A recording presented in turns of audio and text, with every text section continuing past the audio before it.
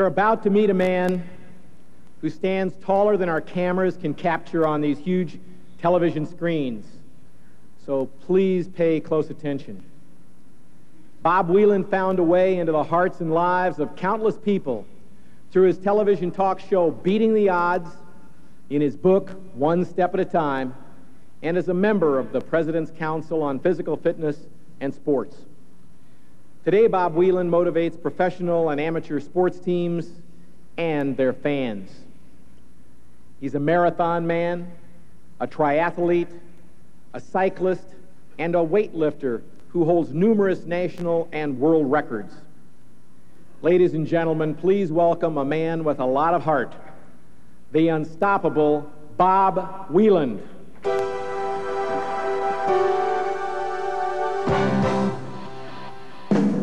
Come on! Come on! Get it up! Go! Come on! MDRT! So! What it's all about! All right! All right! Thank you. There's no profit in educating the mind if along the way you'll destroy the spirit. And that's why I wanted to get that spirit going this morning, because it's what we're all about. And I've come in to encourage your spirit today. But I'm going to be honest with you. I'm the one who's encouraged. And I'll tell you why. Yes, it's exciting to address this group. But what I'm really excited about is I'm about to lay before you the greatest challenge you have ever faced in your life insurance industry. And I'm eager to see who is going to rise to the occasion. You see, for the last 27 years, I have literally been unable to get a life insurance policy. And I can't tell you how my heart grieves, but I'm believing with all my soul that there'll be one person in this audience that can help me out. Let me share with you my dilemma. You may not realize it, but I actually weigh in at 210 pounds of fighting muscle. My problem, I'm only 2 feet 10 inches tall. And every time I try to get a policy, they bring out that doggone chart. I'm supposed to weigh 72 pounds. My left arm weighs 72 pounds. And so please come forward if you can help me when we finish the program. But I'm really, in all honesty, here to talk to you about setting goals, having objectives. You know, if we don't have a vision, we're going to die. And living is still the best way to celebrate life. But what happens in life? We face these obstacles and barriers along the way. It doesn't mean you give up. But we've heard countless stories this past week of people pressing on. But what does it take to press on? It takes a commitment. And that commitment lasts a little longer than a day, a week, a month, a year. That commitment should be for a lifetime. We heard about Buddy, committed for 53 years. And everybody in this room I know has been committed to get to this meeting, but I want to challenge you to let's take it to the next level. I want to see this audience at top of the table. And don't be satisfied until you get there, because I know you got it in you. And I had it in me when I was a kid, kind of that same drive. Wanted to sign a pro contract. Do you know what these guys are signing for today? Bobby Bonds, $43 million. I was going to sign for 43 bucks. Economy has changed. There are the New York Mets, Minnesota Twins, Philadelphia Phillies. And then guess what? One other team Was also very interested. I could tell. They sent me a personalized letter right to my house.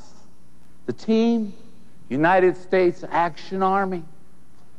What do? They offered me a contract I couldn't refuse. But I was happy to serve our country. Much like in the insurance industry, that's right, happy to serve. You see, when you want to serve others, what? You'll never, ever be without a job. And that's why you are called on to be a servant. The highest calling a person can have in their life. And let's be honest, it's not easy being in the insurance industry. I mean, let's take a look at it. You got universal life, you got variable life, you got interest-sensitive whole life, single premium life, OPP, POP, DOT, OCI, second to die, 401k. I'm not even in insurance. And it gets kind of mind-boggling. But you got to go for it, you see. And that was my mission in Vietnam, to help out others, but I'll never forget my first day in country. The sergeant said, "Pal, don't plan on going back to the United States alive." I responded by saying, "Hold it, Sarge." Now, can you imagine if the person who brought you into the industry said, "Hey, don't plan on getting out of this position alive"? Would you still be here? I sense that you would. Because you know this is the calling on your life. And it's the highest calling you can have. Because see, the greatest reward for a person's work is not what you get from it, but what you become by it. What you become by it. You can't put a price tag on it.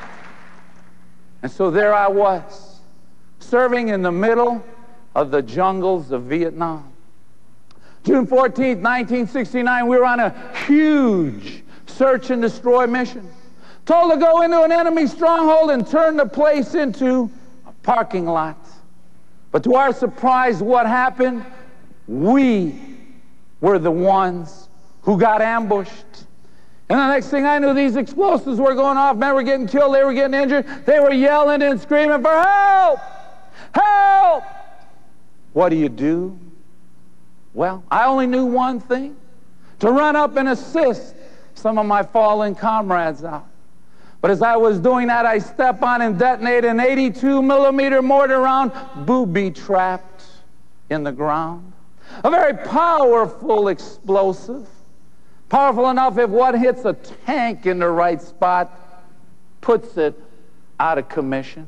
One goes off right here, it's got the potential to kill human beings up to and including a 30-yard radius. Well, I find myself a little closer than 30 yards. I'm standing on it. Next report on Bob Whelan, I'm pronounced dead on arrival at the hospital.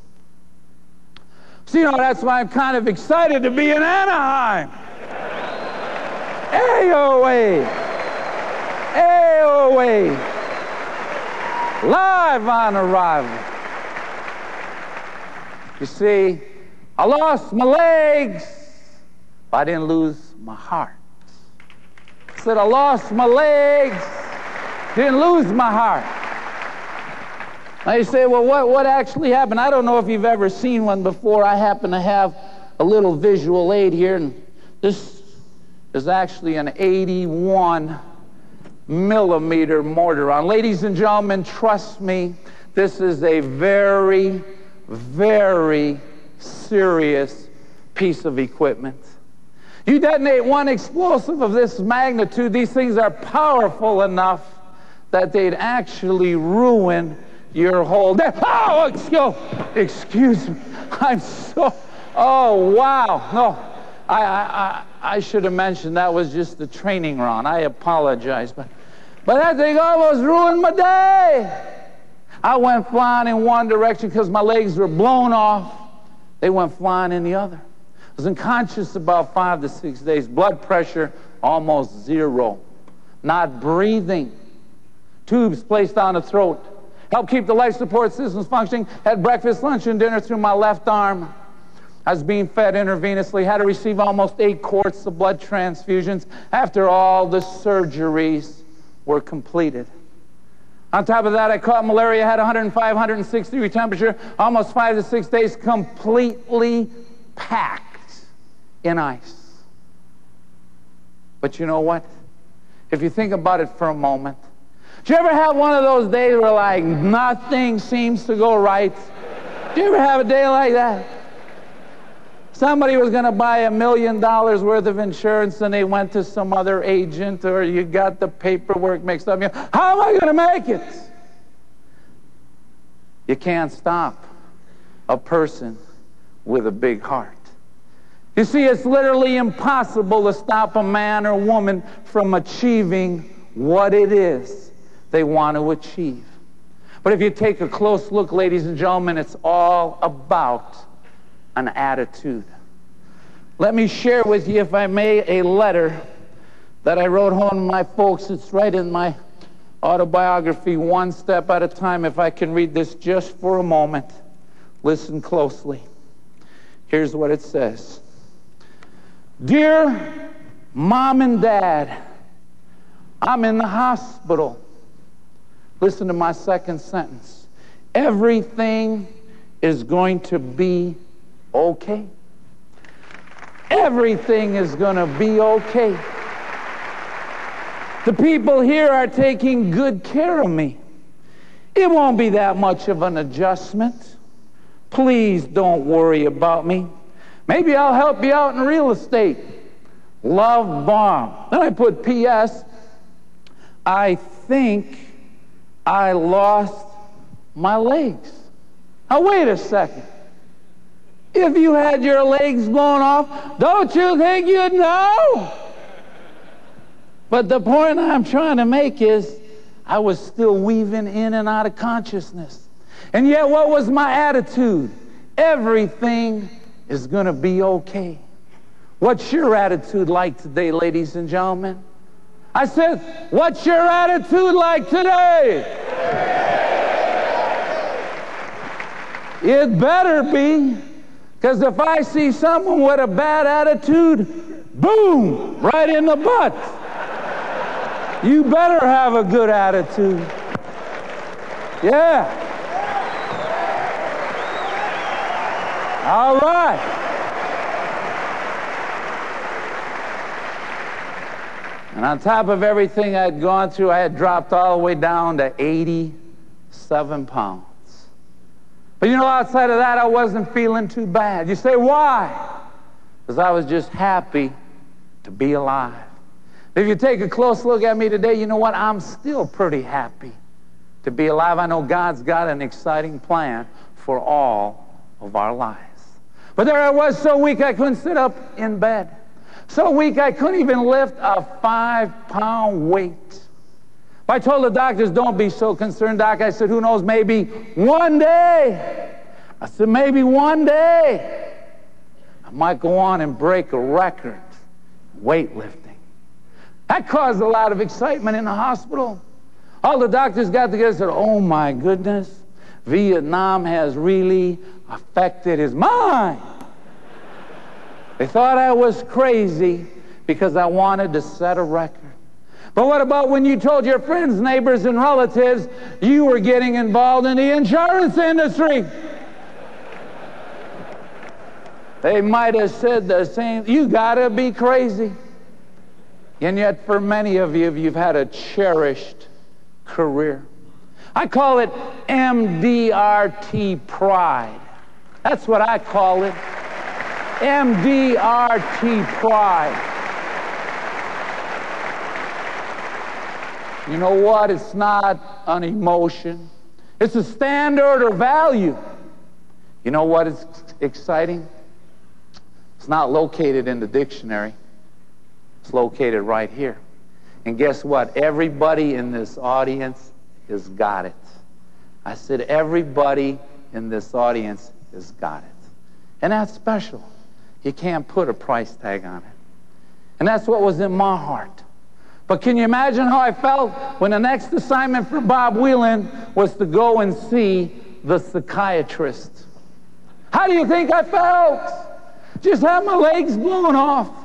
Now they think I'm crazy. It was unbelievable. I went in, I talked to the psychiatrist about 25, 30, 35 minutes before I finally get the guy straightened out.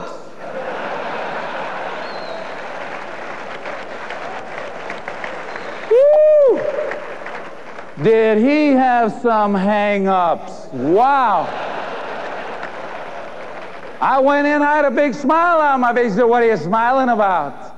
You're just trying to cover up what happened to you in Vietnam? I said, sir, I'm happy to be alive. I said, but if it'll make you feel better, I'll frown. So I put a big frown on my face. He said, what are you frowning about? You're just depressed about what happened to you in Vietnam? I said, sir, what do you want me to do? He said, I'm running out of options for facial expressions.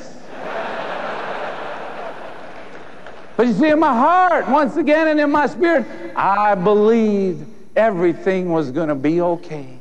And so I finally had to tell the psychiatrist, I said, sir, I'm over here on Ward 4CD. If you ever need any help, come on down. That's right. It's that attitude.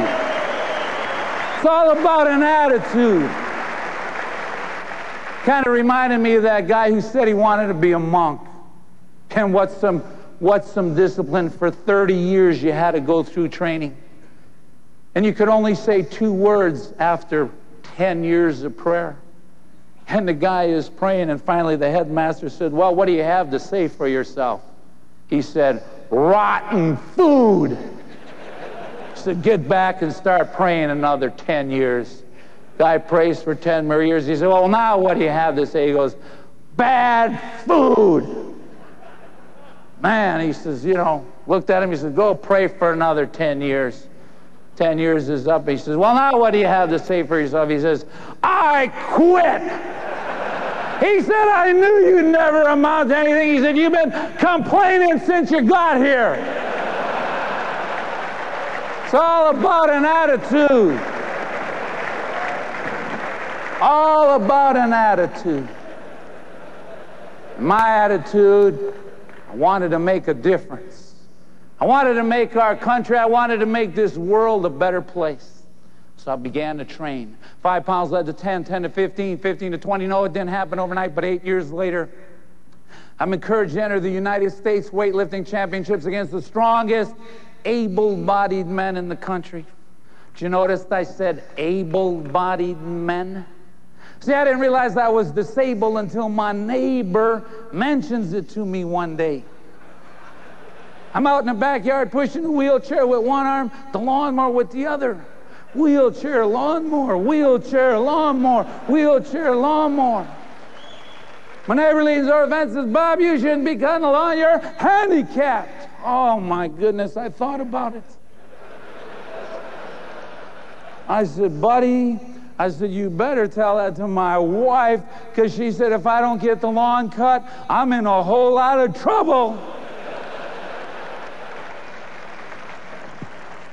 But you see, it's all about making that positive contribution. Anybody can criticize.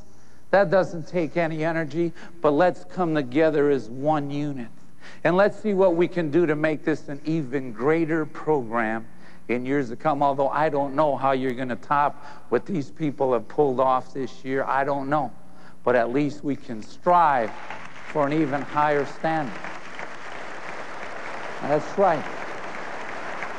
Continue to strive. Well, guess what? I entered the competition. I had a body weight of about 122 pounds. The Lord had given me the strength to bench press 303 pounds. New world's record. Then at a heavier body weight, God allowed me to bench press 507 pounds. Didn't need any drugs. Didn't need any steroids. Some good old-fashioned MDRT work.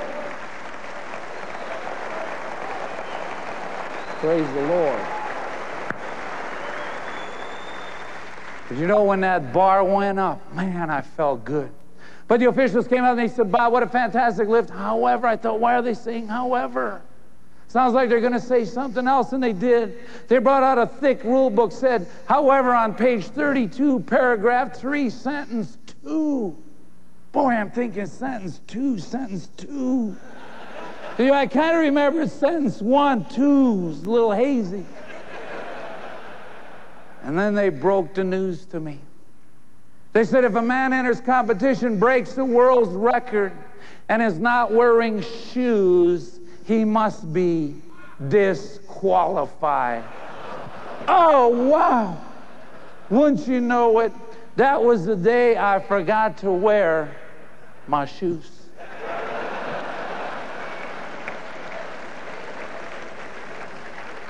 Because this was a very intelligent group of officials, they recognized it almost immediately.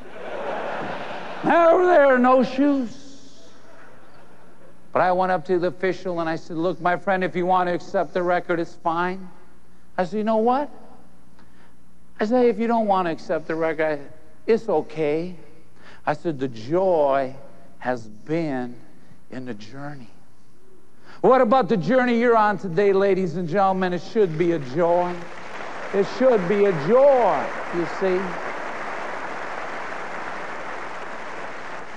But if you think about it for a moment, I could have got bitter, but I said, hey, why not get better? I could have got bitter, but I said, hey, why not get better?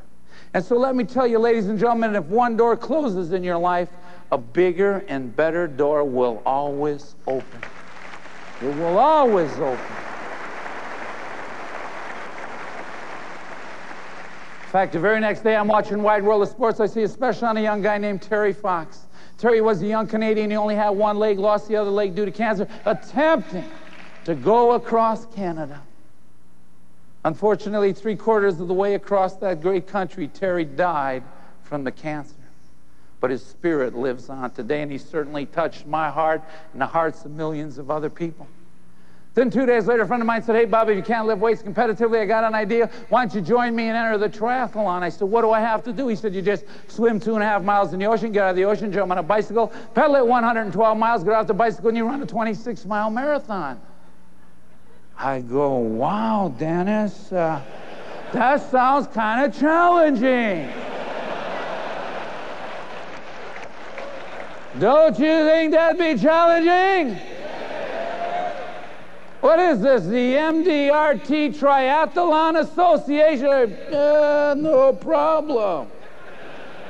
Well, you're in for a treat, ladies and gentlemen. If you take a look at the screen, 1988, the granddaddy of them all, the Iron Man. Check it out.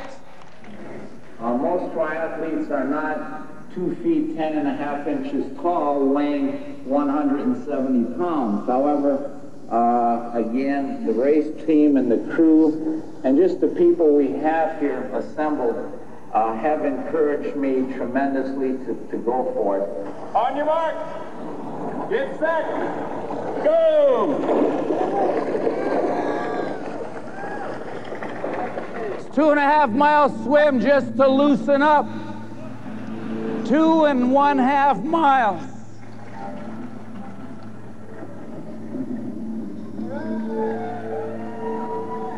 I got out of the ocean, I said, shark! Shark!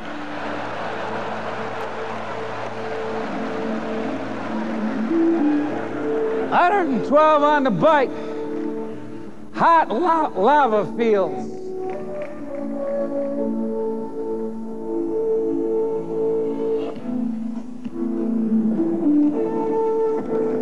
All right, keep it going.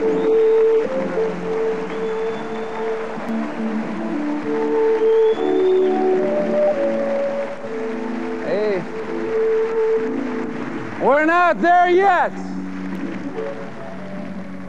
Check out the reflective heat, 130 or more degrees off the asphalt.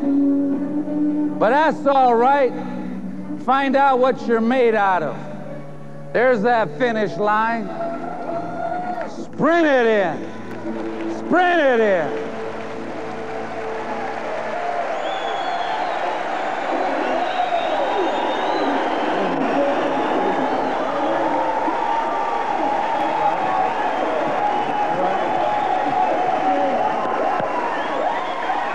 There's history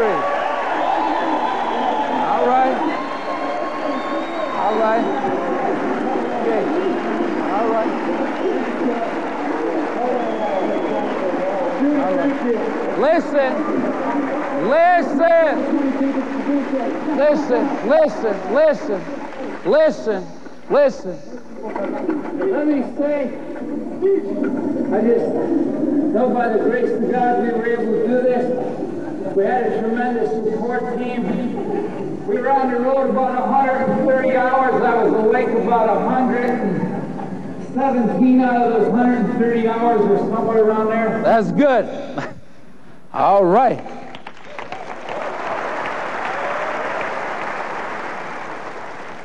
A 117 hours.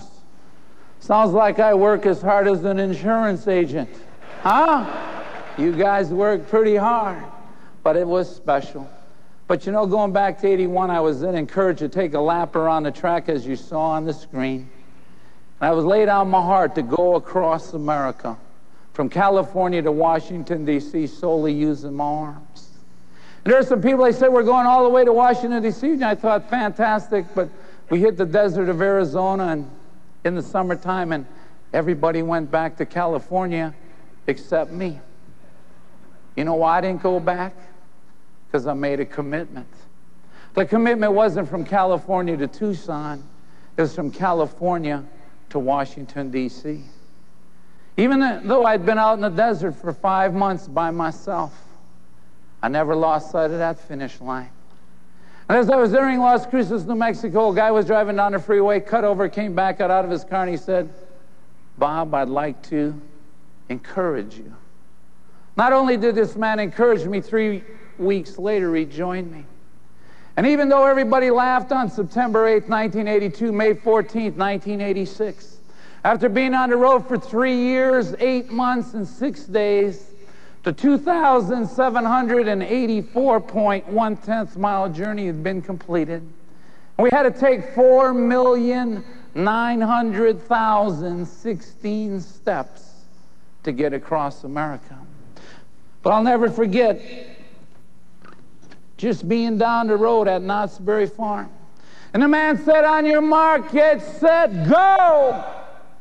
You know, when the man said go, I didn't sit there and say, oh, wow, now what do I do?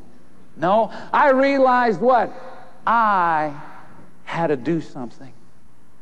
And so I am going to say the call words for this entire audience to head for top of the table.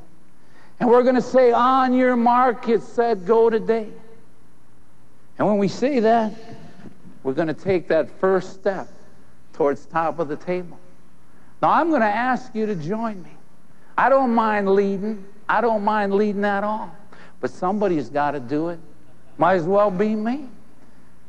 You see, there's a little verse that goes, if a man compel you to go a mile, what are you supposed to do? Go with him too? Now you're probably saying, man, why did they bring that hot shot in here? We were cruising. We've been at MDRT for 27 years in a row, and now this wise guy comes along and wants us to take it to another level.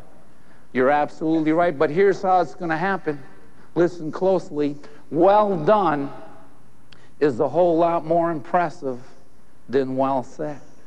So as soon as this conference is over, we got to take some action.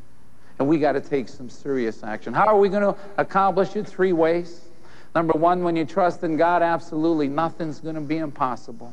Secondly, success, it's never, ever, never, ever based on where you start. It's always based on where you finish. And 3, dreams never end. It's only the dreamer. So the only thing left for all of you and me to do is let's go out in society together and make sure our dreams come true. MDRT, I salute you. You've been a special audience. Thank you very much. All right? Yeah. Go for it. Come on. Go for it. Come on, Frank. All right. Thank you, Jennifer. Thank you. Great job. Appreciate it. Thank you, Frank. AOA. Come on. Come on. Love you, buddy.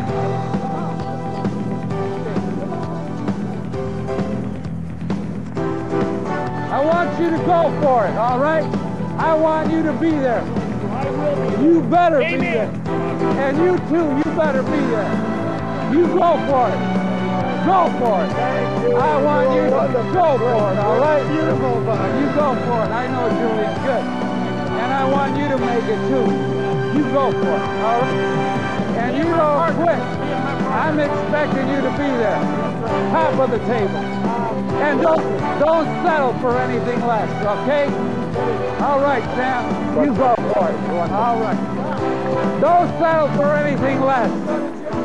Go to the gym. All right? Good. All right. Good. I want you to go for it, brother. And you don't quit till you get there, okay? All right, brother. All right, ma'am. What's number two? What's the number two on the Success is not based on where you started, it's based on where you finished. Okay, Cham, what's your goal? Top of the table. All right. Your goal? Top of the table. All right, Cham. All right. Thank you. All right, and I appreciate it. Good. It's a thrill to be here. Help me get that.